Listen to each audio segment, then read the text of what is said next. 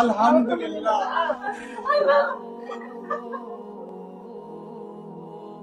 ৬৫ বছর বয়সী আবুল কাশেম ৭ সন্তানের বাবা। গলায় দীর্ঘ ৪৫ বছর ধরে বেড়ে উঠেছিল বিশাল আকারের একটি থাইরয়েড টিউমার। বিদেশের নামকরা হাসপাতাল থেকে শুরু করে বড় বড় বিশেষজ্ঞ কেউই এই জটিল টিউমারের অপারেশন করতে রাজি হননি। পরিবারের সদস্যরা প্রায় আশা ছেড়ে দিয়েছিলেন। ফলে বছরের পর বছর সেই টিউমার নিয়ে বেঁচেছিলেন আবুল কাশেম। নির্ঘুম হয়ে গিয়েছিল রাত, কষ্টের যেন শেষ ছিল না। অবশেষে বাংলাদেশের চিকিৎসক বাসুদেব কুমার সাহা ঝুঁকি নিয়ে অপারেশন করার সিদ্ধান্ত নেন। বাবার অপারেশন হবে এমন খবরে বিদেশ থেকে ছুটে আসেন আবুল কাশেমের সন্তানরা। ১০ ঘন্টার অপারেশন শেষে যখন ডাক্তার বাসুদেব কুমার জানান অপারেশন সাকসেসফুল, তখন আমার চাচা যান ভালো আছেন, আলহামদুলিল্লাহ। তিনি চোখ খুলে তাকিয়েছেন। আলহামদুলিল্লাহ।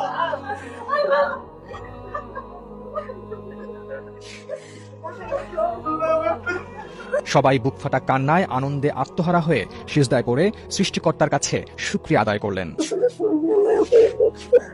সারা জীবনের জন্য আপনি আমাদের ঋণী করে দিলেন ভাই। আপনি খুশি না?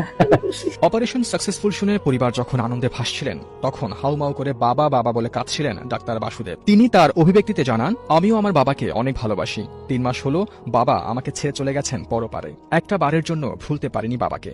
মনে হলো বাবা উপর থেকে আমার অপারেশন করাটা দেখছিল, তাই তো আমার আনন্দের বহিঃপ্রকাশটা যেন কান্নার মাঝে ফুটে উঠেছিল।